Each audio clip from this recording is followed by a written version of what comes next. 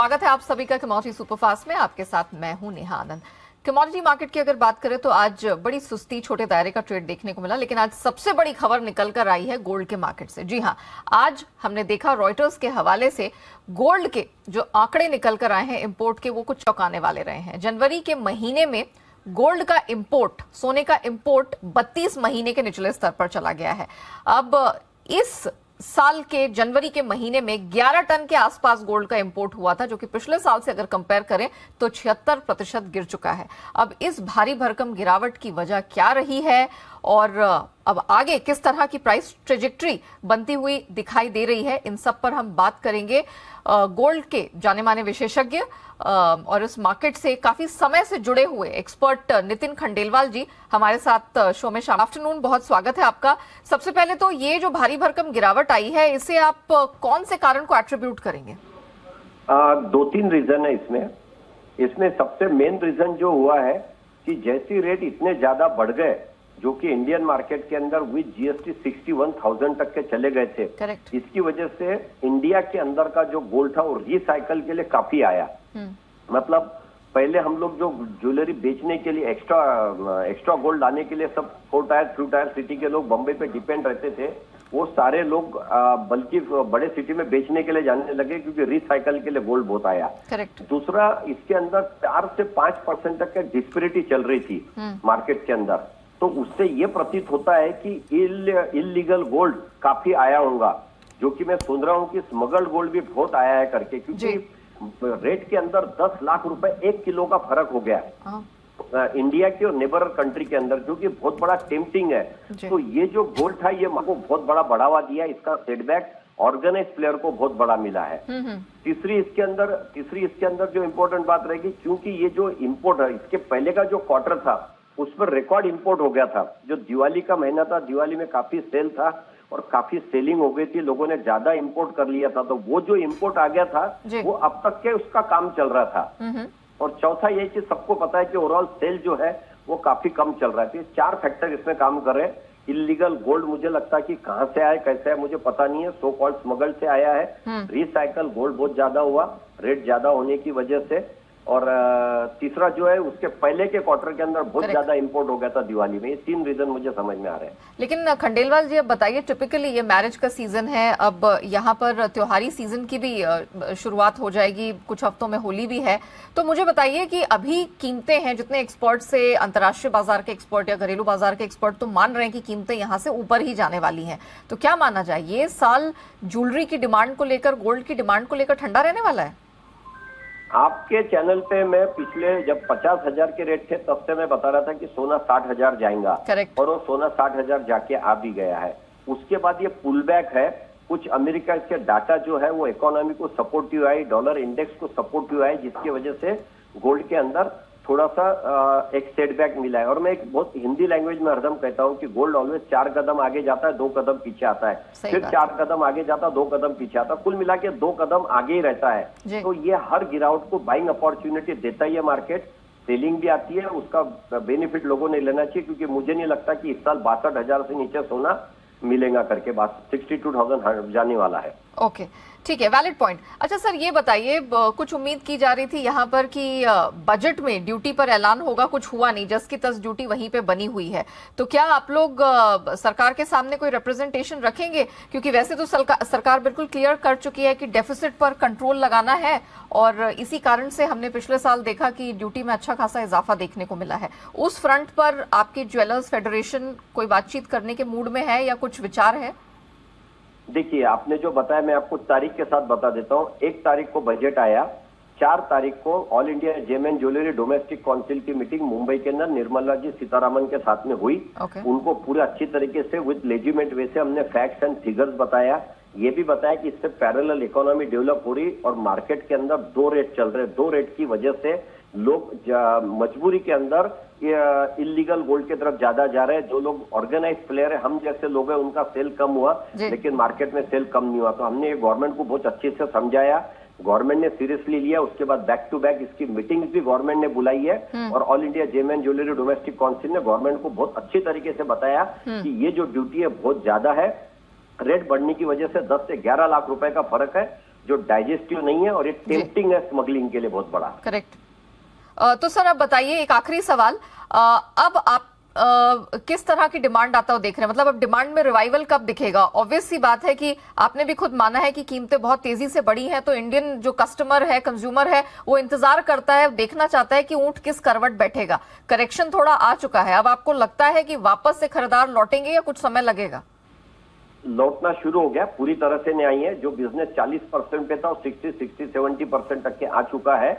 और जब भी कोई रेट में हाइक होती है ना, कुछ समय तक लोगों को डाइजेस्ट होने में समय लगता है। जब 50,000 हुए थे, 55,000 हुए थे, तब लोगों ने रेजिस्टेंस बताया था। लेकिन एक बार जो समझ जाते हैं ये रेट अब नीचे नहीं आने वाले, उसके बाद बाइंग लौट के आना शुरू हो जाती है। तो बाइंग में इजाफा हुआ है, लेकिन और स्कोप ज्यादा है, पूरी तरह से अभी नहीं हुआ है। तो आने वाले समय में मुझे लगता है कि अच्छी बाइंग लौटेंगी। ओके, चलिए Nitin Khandelwal ji, thank you so much sir आज हमारे साथ जुड़ने के लिए और इस पूरे मुद्दे पर अपनी एक्सपर्ट राय दर्शकों के सामने रखने के लिए। तो क्लियरली अभी तो थोड़ा सा लल है क्योंकि कीमतें ऊंची हैं, बहुत से लोग यहाँ पर ऊंचे रिकॉर्ड कीमतों पर बिकवाली के लिए आए और इस कारण से, और बहुत सारे ऐसे कारण है जिसकी वजह से हमने देखा है कि गोल्ड का इंपोर्ट भी घटा है और कीमतों में ऊपरी स्तरों से प्रेशर दिखा है। लेकिन अब करना क्या है, ट्रेड इसमें किस प्रकार से लें, इस पर बात करने के लिए आज हमारे साथ कुंवर जी ग्रुप के डायरेक्टर रिसर्च हेड रवि देवरा जुड़ चुके हैं। रवि जी, गुड आफ्टरनून, बहुत स्वागत है आपका। सबसे पहले तो गोल्ड सिल्वर पर ही फोकस कर लेते हैं। कीमतों में प्रेशर है, एक बहुत दायरे का ट्रेड दिख रहा है, ऑलमोस्ट 1-1.5 महीने के निचले स्तर पर है घरेलू और अंतर्राष्ट्रीय बाजार में। करना क्या है, क्या अभी भी गिरावट बाकी है, सेल करें? डेफिनेटली आज जो पीपीआई के नंबर्स आने हैं वो नंबर में भी मार्केट का अनुमान है कि ये पीपीआई के नंबर बढ़ के आएंगे। ये प्रोड्यूसर प्राइस इंडेक्स अगर बढ़ के आए तो मार्केट का एक्सपेक्टेशंस जो इन्फ्लेशन लास्ट रीडिंग थे उसमें थोड़ा मार्केट कोएफिशिएंट बढ़ता, क्योंकि नए फॉर्मूले से पहले इन्फ्लेशन के नंबर थे। तो अगर जो ये पीपीआई के नंबर बढ़ के आते तो डॉलर इंडेक्स में और इजाफा देखने को मिल सकता है। तो मेरे हिसाब से लिमिटेड डाउन साइड के लिए तैयार है। लेवल स्पेसिफिक बात करें 56,100 के करीब प्राइसेस चल रहे, कुछ उछाल पे बेच के चले 56,200 के करीब। 56,340 के स्टॉप लॉस के साथ एक लिमिटेड डाउन साइड मुझे लग रहा है कि इवनिंग में 55,800 तक आ सकती है। ओके, इतनी गिरावट आपको चांदी में भी लग रही है? 72,000 के पार से अब वो 65,000 के लेवल पर आ चुकी है, तो अब यहाँ पे करेक्शन पूरा हो चुका है या यहाँ पे अभी और पेन बाकी है? वहां पे थोड़ा मुझे लग रहा है कि कंसोलिडेशन हो रहा है, बट जो शॉर्ट टर्म ट्रेडर है वो थोड़ा वेट करे। अगर 64,500 के करीब प्राइसेस मिल जाते हैं तो मुझे लग रहा है कि सिल्वर में वहां अच्छा सपोर्ट भी है। और इतने बड़े करेक्शन के बाद मुझे लग रहा है कि इंटरनेशनल मार्केट में एक अहम सपोर्ट 2140 का सपोर्ट काफी अहम है। तो मुझे लग रहा है कि वहां पे सपोर्ट को रिस्पेक्ट कर सकता है। एंड पर्टिकुलर आई थिंक आज जैसे ये डेटा आता है कुछ गिरावट आए तो वहां पे Contra call short term trader को लेना है। मुझे लग रहा है यहाँ से 700-800 पॉइंट की गिरावट ड्यू है। अगर 64,500 से 65,000 के बिटवीन आते हैं तो मुझे लग रहा है कि वहां पे एक अच्छा एक्यूमुलेशन का चांस बन सकता है। ओके, रवि जी थोड़ा एनर्जी कॉम्प्लेक्स की तरफ फोकस करते हैं, क्योंकि हम देख रहे हैं कच्चे तेल में अब जो ग्लोबल फंडामेंटल्स या ग्लोबल फैक्टर्स उभर कर आ रहे हैं। ओपेक की मंथली रिपोर्ट आई, इंटरनेशनल एनर्जी एजेंसी ने अपनी रिपोर्ट जारी की, अलग अलग international broking firms, banks, brokerages की तरफ से जो अब हम अपवर्ड रिवीजन देख रहे हैं, सब इसी तरफ इशारा कर रहे हैं कि कच्चे तेल की कीमतों में अब कुछ फर्मनेस की तैयारी चल रही है। मुझे बताइए कि अभी तो हम देख रहे हैं ये डॉलर इंडेक्स का थोड़ा सा प्रेशर है, क्या ये लेवल्स खरीदारी के लिए उपयुक्त हैं या अभी और आपको करेक्शन दिख रहा है? मुझे लग रहा है कि ये लेवल सही है। पर्टिकुलर हायर लेवल से थोड़ा बहुत प्रॉफिट बुकिंग पे इंटरनेशनल मार्केट में आ चुका है। रुपये के वीकनेस की वजह से हमें डोमेस्टिक मार्केट में इतना ज्यादा करेक्शन नहीं दिखा। यहाँ पे महज 150 पॉइंट का ही करेक्शन हायर लेवल पे आया है। तो मुझे लग रहा है कि यहाँ पे ज्यादा वीकनेस नहीं है, क्योंकि मेटल्स में क्लियर देखे तो वो थोड़े चाइना के डेटा का मार्केट वेट कर रहा है कि चाइना के डेटा जो एक्चुअल अभी रीओपनिंग का थीम चल रहा है वो रिफ्लेक्ट हो रहा है कि नहीं हो रहा है। अभी तक के जितने डेटा चाइना के आए हैं उसमें कुछ इतना ज्यादा रिस्पेक्ट देखने को नहीं मिला है। तो इस हिसाब से market wait and watch mode में है। हालांकि सप्लाई के काफी कंसर्न्स क्रूड के प्राइसेस में है। अभी जो करेक्शन आया था उसका एक इम्पैक्ट यह था कि नेचुरल गैस, कोल, जो भी एनर्जी है उसके प्राइसेस में एक सिग्निफिकेंट गिरावट थी, तो उसका एंजॉयमेंट हो रहा है। बट मुझे लग रहा है कि जो सऊदी लगातार अपने एशियन पीएस या एशियन बायर्स के लिए जो प्रीमियम बढ़ा रहा है, एक क्लियर इंडिकेशन प्राइसेस में आउटलुक अप बना रहेगा। लेवल स्पेसिफिक 6500 के ऊपर एक बार जो करंट कॉन्ट्रैक्ट जाए बाय करें अपर साइड मेरा टारगेट 6620 का रहेगा और 6465 के स्टॉप लॉस के साथ आप क्रूड में बाय पोजीशन बना सकते हैं। इतना ही कॉन्फिडेंस नेचुरल गैस के लिए भी है, क्योंकि हम देख रहे हैं कि जहां लगता है कि 200 रुपए के पास एमसीएक्स पे इसका बॉटम बन गया है, ऊपर आ रहा है, फिर वहां से फिर करेक्शन आ जाती है, तो यहां पर ये आंख में चौली कब तक चलती रहेगी, करना क्या है?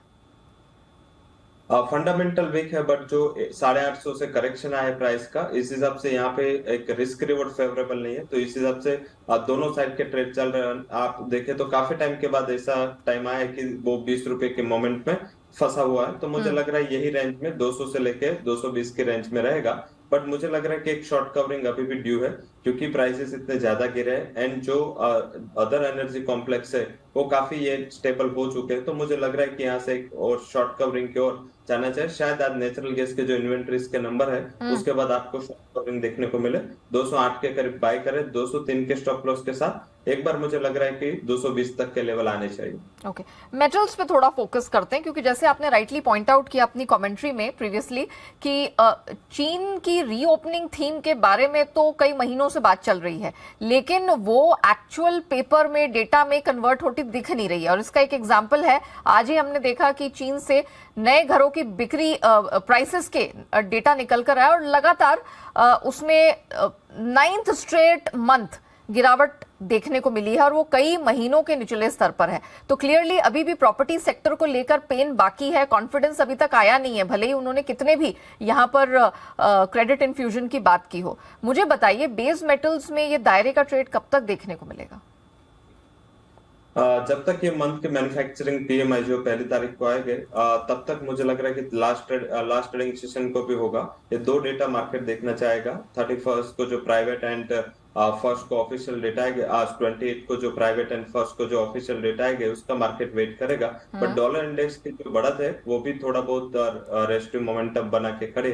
तो यहाँ पे क्या करें, बेस मेटल में जहां जहां सप्लाई के इश्यू है उसको बाय करें, जहां पे डिमांड के इश्यू है उसको सेल करें, एक क्लियर कट ट्रेंड बना है और इसी हिसाब से एक रेंज ट्रेंड देखने को मिला है। मुझे लग रहा है कि कॉपर में सीरियसली इश्यू है एंड अभी भी देखे तो काफी माइनर्स है, उसने अपना जो सप्लाई का कंसर्न है वो अभी भी बना है, अभी भी अनरेस्ट वहां पे बना हुआ है। Correct. तो मुझे लग रहा है कि ये थोड़ा फैक्टर लेके आप काम कर सकते हैं। कॉपर में बाई करने का यहाँ पे मुझे एक अच्छा मौका दिख रहा है, 784 के टारगेट के लिए कॉपर में बाई करें, 768 के स्टॉप लॉस के साथ। वही एल्यूमिनियम में इतना ज्यादा इन्वेंटरीज का प्रॉब्लम नहीं है और यूरो भी अच्छी तरह अपना जो लोग को लग रहा था कि एनर्जी क्राइसिस आएंगे, बट ऐसा कुछ आया नहीं और प्रोडक्शन में कुछ ज्यादा दिक्कत वेस्टर्न वर्ल्ड में हुआ नहीं। तो मुझे लग रहा है कि सप्लाई के जो दिक्कतें थी वो धीरे धीरे ईज आउट होगी और प्राइसेस में उसका नेगेटिव इम्पैक्ट हो सकता है। 207 के टारगेट के लिए बिकवाली करें, 213.50 के स्टॉप लॉस के साथ ये ट्रेडिंग स्ट्रेटेजी आप बना सकते हैं।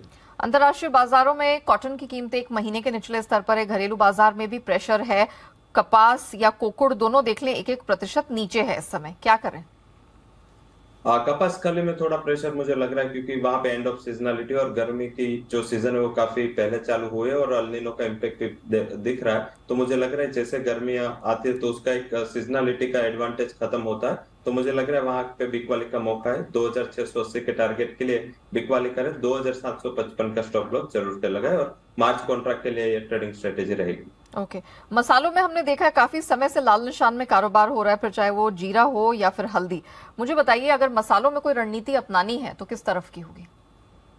हल्दी में मुझे लग रहा है कि ये करेक्शन थोड़ा अट्रैक्टिव है, कल के उछाल के बाद आज थोड़ा प्रॉफिट बुकिंग आया है, बट ओवरऑल वहां पे सप्लाई एंड डिमांड के जो बैलेंस है वो मुझे थोड़े पसंद आ रहे हैं। मुझे नहीं लग रहा है कि 6900 के बिलो स्टेबल होना चाहिए, 6970 के करीब बाय करें, 6920 को स्टॉप लॉस के साथ। अपर साइड मुझे लग रहा है कि 1 से 2 ट्रेडिंग सेशन में 7088 तक के लेवल आपको देखने को मिल सकते हैं।